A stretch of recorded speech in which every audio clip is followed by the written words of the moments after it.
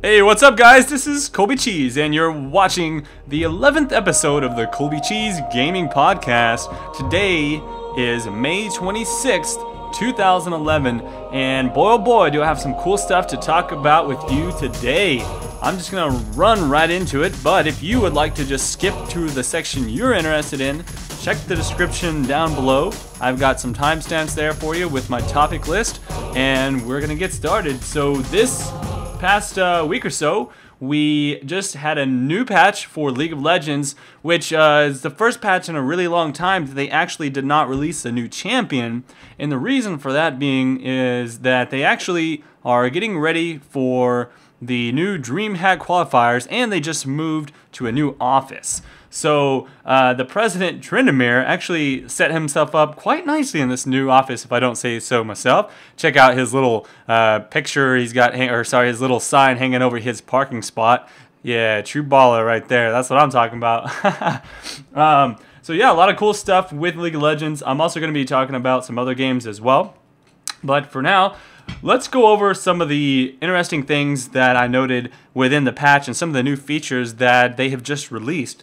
Finally, we have the new Tribunal system out. Yeah! So check this out. It's actually pretty cool. I've been doing the Tribunal cases every single day. Most of them I'm actually doing punish on because they're pretty bad. However, surprisingly, today, as of recording this, I actually pardoned all 3 of my cases. They were not like, they were kind of bad, but it wasn't like, it weren't too bad that they had to actually be punished. I didn't think they needed to be banned for what they were doing.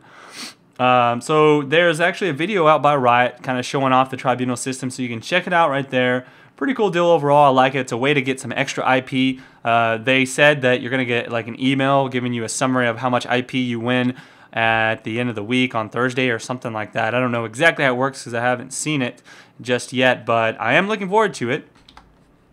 And they also released a thing that allows you to create mastery pages for pretty much as many mastery pages as you want. It's not like the rune pages where you have to buy them, which honestly I don't see why you have to buy the rune pages. That's pretty shitty. It's kind of like buying power in my opinion, and they said that they weren't going to do that, but whatever, that's just my personal gripe. So it's kind of cool that they're allowing you to do mastery pages without buying them. You can create as many mastery pages as you want.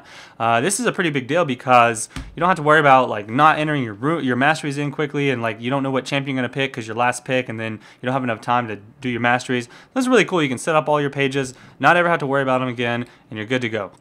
As far as the actual patch notes and changes done to the various champions, I'll go over those really briefly. There's a list. I'm going to put the link to the actual patch notes. If you haven't looked at them, you can check them out.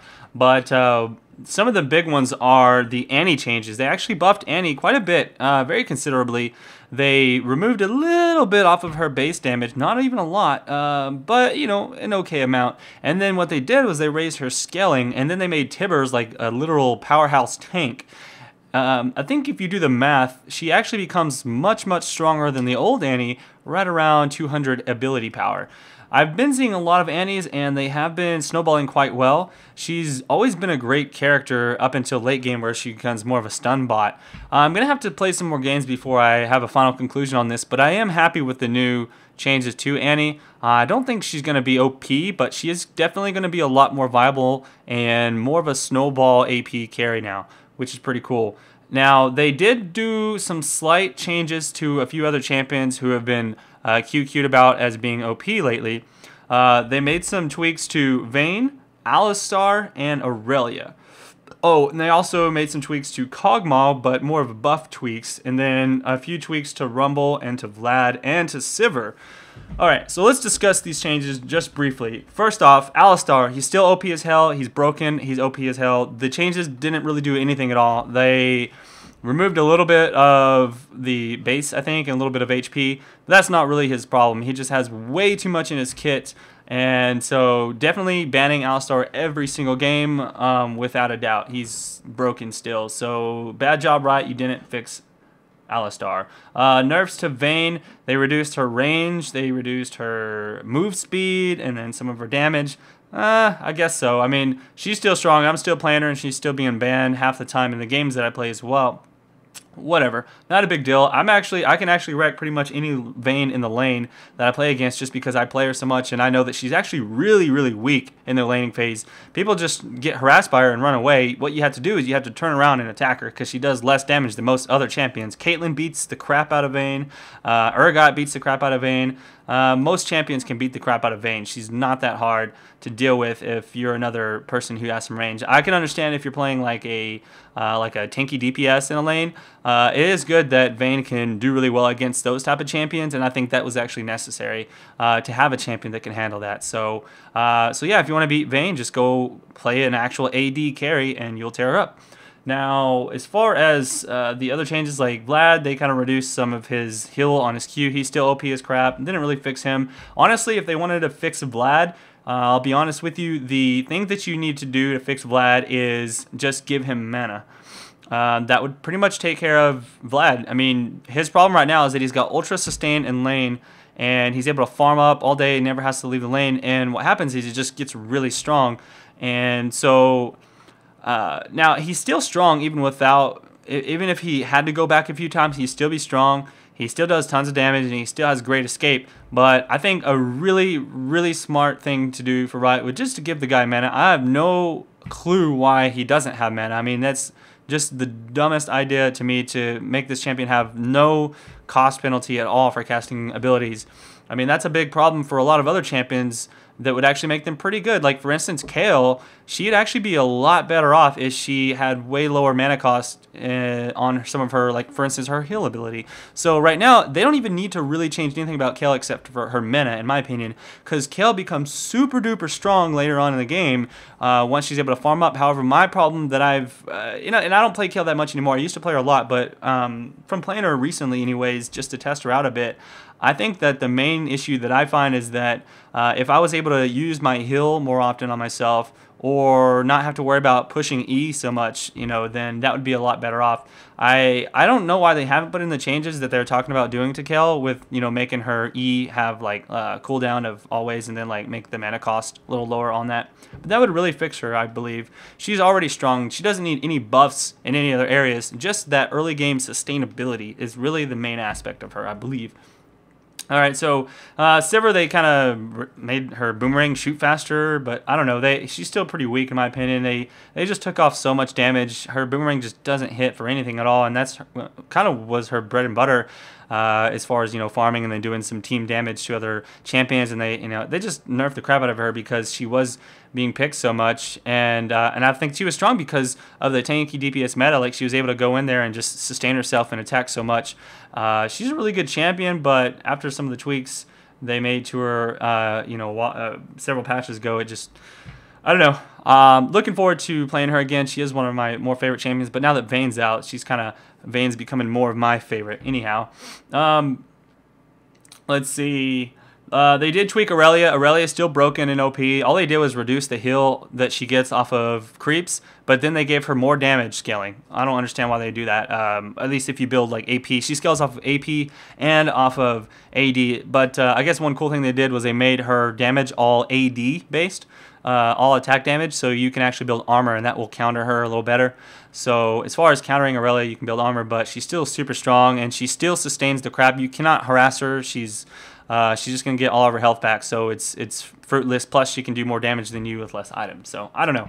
Anyways, let's see. As far as some more stuff with League of Legends, that's most of what I wanted to talk about with the patch notes. However, there are some cool emerging metas that I've been seeing a little bit lately. Obviously, I'm seeing some more Twisted Fate bans. This might have something to do with Elements putting him as #1 on his tier list. I can understand it. Twisted Fate is one of those champions with the globals that is just completely annoying to deal with. The fact that you can completely shut him down in the lane, and if he goes back to base at level 6 and then teleports somewhere and ends up getting a double kill on the team with a stun, he ends up catching up already, and he's feeding off of all the other lanes. That's kind of the issue there, and he can do quite a bit of damage. He can backdoor your base with his ultimate and mad burst if you build him AP. So lots of stuff that you can do with him. He is very difficult to play. You definitely can't play him with high ping. I realized one day I tried to play him with a high ping because I was like downloading something and didn't realize it, and can never pick my cards. But if you're good with TF and you have good map awareness and you're able to fly around the map properly, he's super strong. And so I can understand that. I actually like to ban him, but I'd always prefer to ban Alistar and probably like Evelyn or something like that. So it just depends.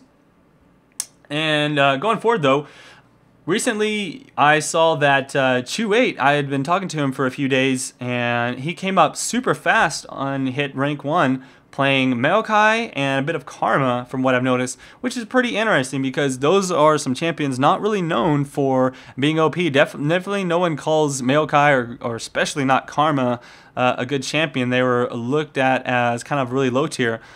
So it's very interesting. He did do a forum post. I'm going to put a link to his forum post where he kind of talked about the build that he uses, and also recently did a video. I was like my second game on Maokai. I just bought him and tried out this build, and it's actually pretty cool. I understand how it works now. He goes mid with Maokai and solos, and essentially Maokai's got this passive that allows him to get tons of health back after a certain number of spell casts, and so you can sustain yourself in the lane and literally just farm the whole way up. You don't have to worry about doing anything but just farm, and then you get really strong, build up, Rada Aegis, Trinity Force, Death Cap, and you can do quite a bit of damage, and you're tanky, and you can lock people down for a good amount, keep them slowed. It's pretty strong overall. So I can kind of understand with a player like Chew8. By the way, if you don't know who he is, he came over from Heroes of Newerth and was able to reach rank 1 in Heroes of Newerth, as well as I think some other games as well, and then he comes over to League of Legends, boom, in easy peasy mode, he takes rank 1 spot. So that's pretty awesome overall.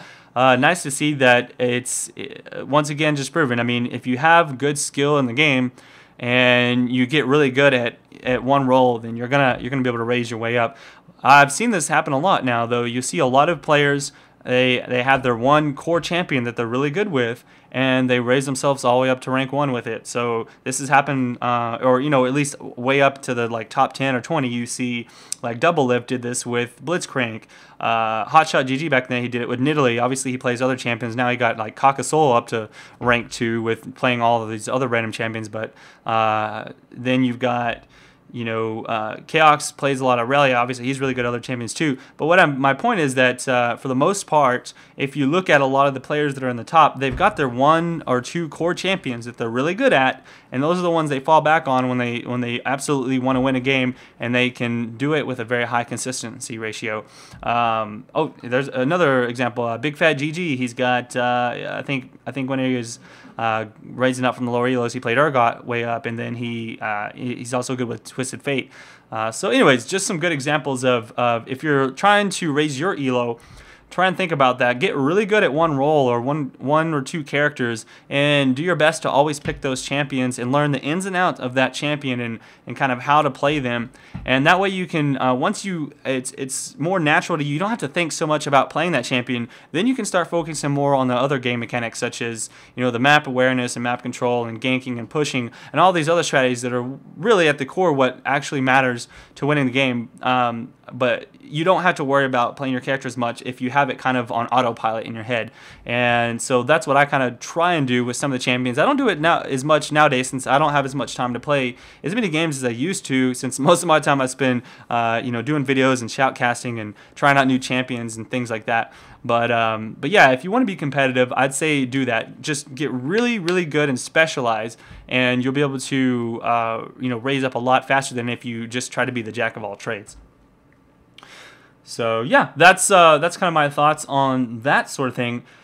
So if you haven't already and you don't know about it, there's actually a contest, and I don't even know if the deadline's passed yet, but there is the contest where Riot is going to choose a person's video, and if you do a good video explaining to them why you think that they should take you to Dreamhack, then they're actually going to send you, give you some like all paid expenses, paid vacation up there to see the Dreamhack finals. And I actually found a really, really, really good video. Like, this is super funny, and I hope this guy wins. And it's I'll just let you check out part of it here, but essentially it looks like he modeled this video somewhat after, you know, Epic Mealtime and then some other funny videos online, and kind of did his own version with League of Legends. So check it out real quick. For Dreamhack. Physical activities that I've been doing to trade, the basics for gamers, obviously. Cheetos, bran, Red Bull, Mountain Dew, onion, hard-boiled egg, protein powder, necessary, helps everything pass, great for the breath, strong muscles, protein. So, speaking of cool League of Legends videos, there's actually this other guy that I found. He does these World of Warcraft videos, and he's got these crazy voices that he does and whatnot. And apparently he plays League of Legends as well, and he did this really neat video called How to Win at League of Legends. And it's actually not a video about how to win at League of Legends. It's more about like the different players of LoL, and it's just a funny video. So check it out. He's got all these different little voices, and he talks about the characters that or the type of people that you play with in different games, and it's so true as well. So check this one out too. The all chatter enjoys pointing out to the other team how bad their team is. This is to make sure the other team knows it is not the all chatter's fault that the team they are on is losing. This game of LOL is going to be fun. Anyway, so yeah, I'm gonna put those links down in the description below as well. But yeah, good stuff overall. That's pretty much my League of Legends talk for today. I've got a lot of other games to go over as well. By the way, though, before I get off of League of Legends, of course, if you haven't already seen it, I did start Summoner Academy, which I had announced on my last podcast. It seems like it's been getting some pretty good response overall. I'm going to continue that series soon. I'll probably either do one of those, either every week or every other week, and maybe kind of trade off with a podcast. I'm not sure. I'll figure it out depending on how much time I have. I'd still like to do the podcast, you know, pretty much weekly, and maybe I can do the Summoner Academy every week or every other week. Once again, it just depends on what I'm shoutcasting and whatnot. Oh man, I almost forgot. While I'm on the topic of shoutcasting, so Dreamhack this weekend, Saturday and Sunday. Riot Games will be casting the event on their stream. They actually kicked out NESL. They don't want NESL to cast it. They said we're too unprofessional and bad casters to be able to do it, so we're not going to be able to cast that. But we will be actually doing a stream, or I will be doing a cast of the event. I'll be watching probably from the point of view of either Freak or from one of the actual players who is streaming the event, and we'll probably be doing our own shoutcasting. So definitely check that out if you're interested. Otherwise, you can watch Freak. I don't know, you choose. And anyhow, I'm excited about it, and so you can check that out. Definitely going to be updating everybody through my Facebook and Twitter when I'm going live, and going to be going through all those matches. There's going to be tons of matches to watch. So if you're interested in the esports and LoL community, be sure to check that out. It's going to be a lot of fun, a lot of great games, a lot of good teams going on, and I'm excited to see who makes it to Dreamhack. So check that out. Anyhow, moving on. For a game that I found on the internet, there's actually this game, sorry, let me make this a little bit clearer for you. There's this game that I was watching a long time ago. I think back in like 2007 they released this game, and it's called Hellgate London. I don't know if you recall, but they apparently I was watching it for a really long time. It looked like it was going to be so awesome. It had some of the guys from Blizzard, sort of more of a 3D first-person shooter-ish looking, or like third-person view RPG type game set in anyways, it looked like a really cool game.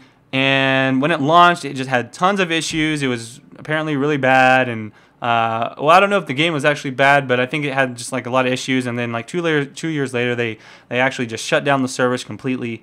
And I just read an article that they're actually releasing this game again as a free-to-play game, and you can and I guess they're adding a lot of maybe some fixes and new features and stuff to it. And they're just basically going to relaunch the entire game sometime in June, and it's going to be in beta status. So if you like those type of games, the RPG style, Diablo type of hack and slash, might want to check that out and follow that. I'll keep you guys updated, and maybe if it's fun, I'll maybe do a video or two on it if it's worth doing. However, they better hurry up, because as soon as Diablo 3 comes out, that's all I'm going to care about as far as hack and slashes are concerned. Yeah, and then another bit of news. Finally, after almost, like a dozen years, Duke Nukem has gone gold. Duke Nukem Forever, mind you, has gotten gold. And man, I can't wait. This game, all right, I don't know, because the game that originally was so popular was so old. I mean, I remember when I picked this game up, I was walking around the store, and it was during the summertime, and I was staying at my dad's house, and then I found this game on the shelf, and I was like, this looks like a cool game, I'll check it out. And I remember it was so fun. Like, I remember playing this game so many times through. It was the funniest game ever. It was the first game like it that I could recall at the time. So they're bringing back a lot of the witty humor, and I don't know if they can actually live up to the hype that it's had for so long. I'm sure it's going to be a great game overall. We're just going to have to wait and see. Maybe I'll do some videos of it as well. Pretty excited, though. Definitely check it out if you're interested in that. You can actually pre-order it through Steam or whatever. And yeah, I'm excited for that. Last thing that I have, though, for today is if you guys are still keeping up with Minecraft, then there's actually this really cool Minecraft trailer that they did for the new 1.6 patch. And you can check that out down below. In fact, let's just watch a little bit of it right now.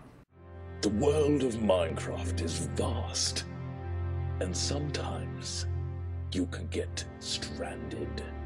Well, some may never see their friends again. I'm a lonely librarian in a house full of paper. Until now. I know. I'll make a map.